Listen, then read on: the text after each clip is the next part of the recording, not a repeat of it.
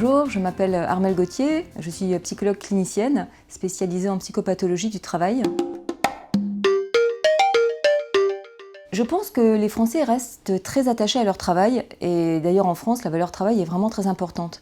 En revanche, les gens souffrent de leurs conditions d'exercice, des conditions d'exercice de leur métier. Il y a 3 ans, la DARES a publié une étude très intéressante sur les liens entre le travail et le bien-être psychologique. Et l'on voit qu'un gros tiers, enfin 33% des personnes sont satisfaites au travail et se sentent confortables dans leur travail.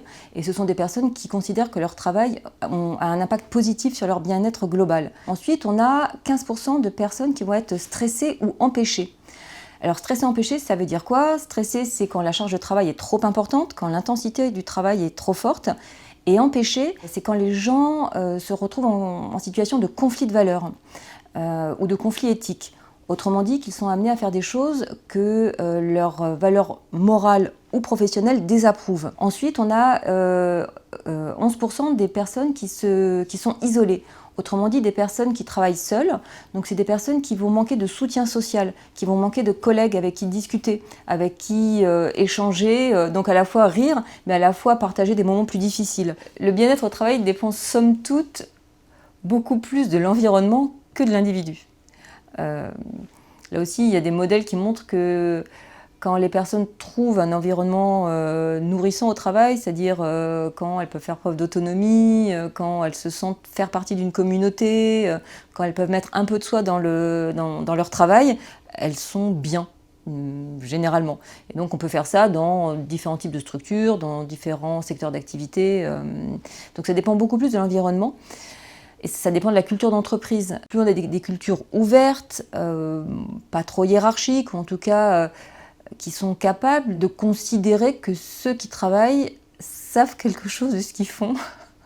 En fin de compte, c'est un peu ça la clé du bien-être au travail. C'est de prendre les gens pour les considérer comme des personnes intelligentes, douées de sens et de raison, et de leur faire un peu confiance.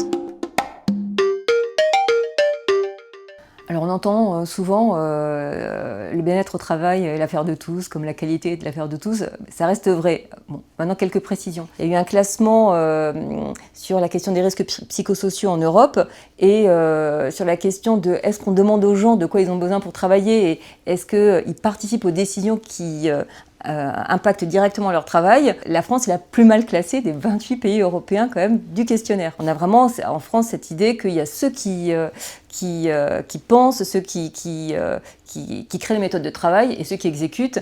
Et cette répartition, cette division du travail est tout à fait délétère pour la santé et inefficace. Évidemment, on peut améliorer les pratiques managériales, mais on a vraiment tout un chacun qui est responsable de la qualité de ses relations avec les autres. Comment je peux faire pour mieux gérer mon stress?